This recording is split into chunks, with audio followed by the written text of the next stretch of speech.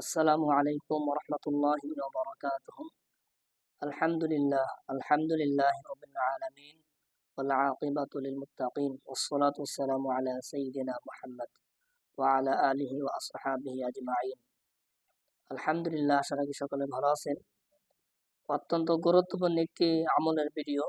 অনেকেরই জিজ্ঞাসা যে আরাফা রোজা কয়টি এবং সেই রোজাটি কয় তারিখে রাখবো এবং আরাফা রোজার ফজিলত কি, তাদের প্রশ্নের উত্তরে অত্যন্ত গুরুত্বপূর্ণ একটি ভিডিও।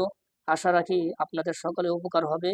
ভিডিওটি বেশি করে শেয়ার করবেন, আমলের নিয়তে শুনবেন এবং সঠিকভাবে আমল করার চেষ্টা করবেন। আল্লাহ তাআলা আমাদের সবাইকে সঠিক বুঝদান করুক, সঠিকভাবে আমল করার তৌফিক দান করুক, আমিন। প্রথম প্রশ্ন, আরাফা রোজা কয়টি? উত্তর হচ্ছে আরাফা রোজা হলো একটি। দ্বিতীয় প্রশ্ন, আরাফা রোজা কয় তারিখে রাখবো? প্রশ্নের উত্তর হচ্ছে আরাফা রোজা হলো জিলহজ মাসের 9 তারিখ।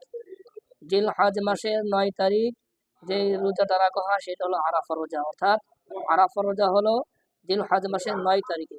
আরাফা রোজার ফজিলত কি? উত্তর হলো নবী সাল্লাল্লাহু আলাইহি ওয়াসাল্লামের হাদিস থেকে বর্ণিত। আল্লাহর নবী সাল্লাল্লাহু আলাইহি ওয়াসাল্লাম বর্ণনা করেছেন,